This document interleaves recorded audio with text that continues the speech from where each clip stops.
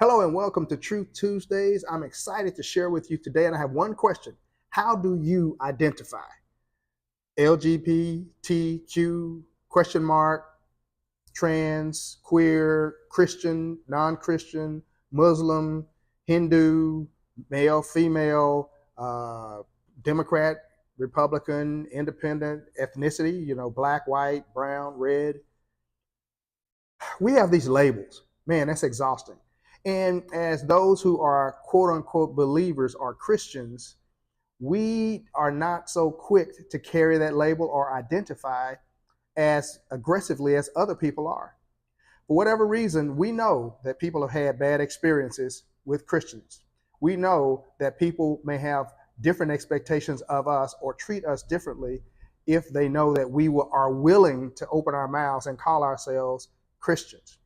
But today I want to challenge you that even if you are a Christian and you think that's good enough and you keep that out of the workplace, keep it out of your private life, whatever you do, however you compartmentalize your life, I'd like to challenge you to be a better you by not only being Christian, but also choosing to become a disciple and choosing to participate as a part of church. That's really important because disciples are those who have decided, I'm going to adopt the teachings of someone else. I'm going to live my lifestyle according to the ways and teachings of someone else. And so as Christians, we will go to church, we'll listen to sermons, we'll adopt certain themes because they are inspirational. But the question is, are we willing to become disciples? Are we willing to develop a plan and a discipline where we regularly and systematically spend time studying and hearing and praying and growing and using, leaning on those teachings, exercising our faith? Are we willing to do that? And are we willing to take it another step by going and becoming part of church? A lot of people say they don't want to be part of organized religion. They're quote unquote spiritual. But I submit to you that if God made Jesus, his son, the head of the church, and his scriptures teach us that we are all parts of his body, not to just be a part of his body and to somehow eke our way into heaven, but to somehow be a part of a body that is giving and receiving, that is accomplishing his purposes in the earth.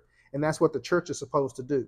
Matthew chapter 6, we know that the church's role is to take the keys of the kingdom, and we're supposed to bind and loose certain activities, certain things in the earth so that it becomes in the earth like it is in heaven. It's not to have a religious group per se.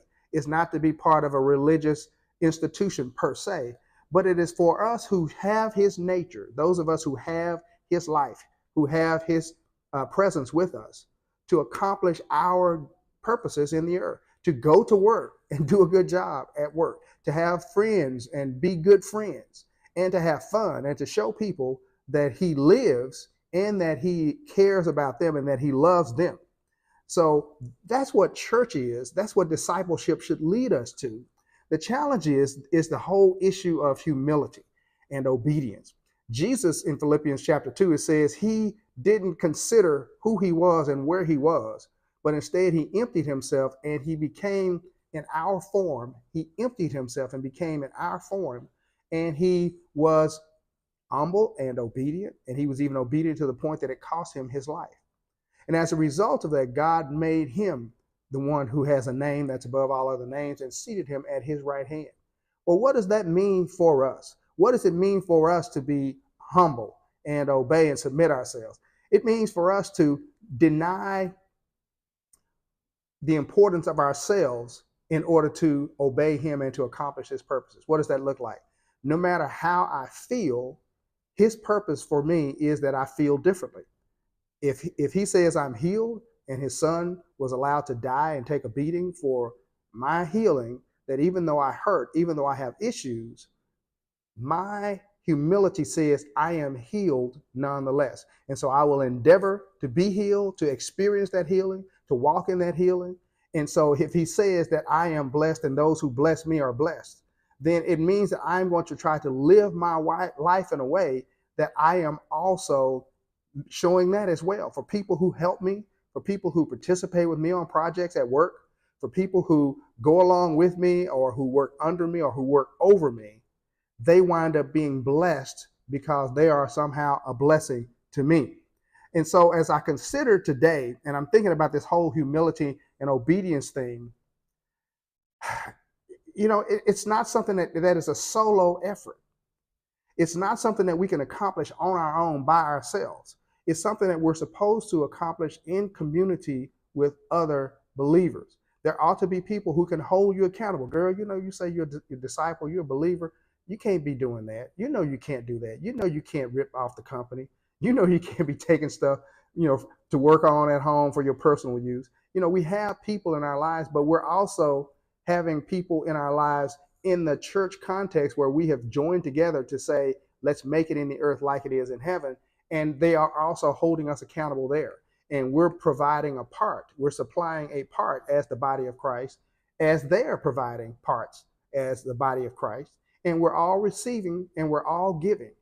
And so that means that I can't stay at home every week. At some point, I have to interact physically, even though I love the online experience. And I've always thought that we should have a larger online church than we have an in-person church. And I think that we may be at that point right now. But I still have to consider the fact that we're not supposed to forsake the assembling of ourselves and come together as we get closer to the end. No, we ought to be coming together more often when we can, as opposed to coming together less often. And so I have gifts that I need to give to the body. I have gifts that I give to the world. There are certainly things that benefit me and my household, but the most important, significant gifts I have are spiritual gifts. And those gifts are gifts that I am supposed to be providing to the body. So I have to show up. I have to be in fellowship with people in person sometimes in order to make sure that I offer my gift. So we have this layer. We move from being just a Christian to becoming a disciple and becoming part of church as the true expression of who we are. We were created in his image and in his likeness. And as those who have his nature were in his likeness, we ought to be humbling ourselves. We ought to be obeying so that we are like Jesus in the sense that we will obey at all costs. And as a result of that, what happens is that people will know the love of God because they will see the love that we have one for another. We're supposed to love him with all of our strength, our mind, our emotions, and our heart. And then we're supposed to love our neighbors as ourselves. And as we're loving each other, that ought to be such an indicator to everyone else that they said, man, I know that they belong to him because I can tell by the way they treat each other, by the way they interact with each other, by the way they care for each other, how they look out for each other.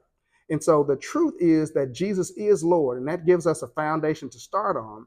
But as church, we have to be willing to stand on that truth and then be who we're supposed to be as those who are his disciples and as those who are church. Church being those who are called out to accomplish his purposes in the earth. We have to make sure that we give our gifts, that we don't stay as those who are solo actors, that we forsake the assembly, because it is our love that's going to make a difference. Our love one for another, which will be an expression or an indicator of our love for him and his love for other people.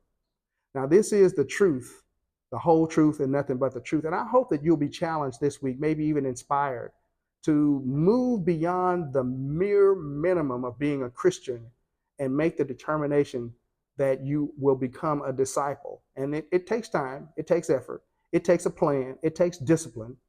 But even as you become more and more a disciple, that you will also gather with others who are also called out to be church like you are, so that you not only accomplish your purposes for each other and in the body of Christ, but that you also accomplish his purposes in the world, so that the efforts that you undertake, the charities that you support, the camps that you fund are things that result in the church preaching the gospel and in making disciples. I hope this is a blessing to you, and I hope you'll consider the word as the truth, and then you will adopt it and live a lifestyle that honors the truth, the whole truth, and nothing but the truth. Jesus is the truth. He is the way, the truth, and the life. And you can't go to the Father unless you go to him. So let's embrace the truth. I hope you have a blessed day, and I look forward to seeing you again here for Truth Tuesdays. God bless you.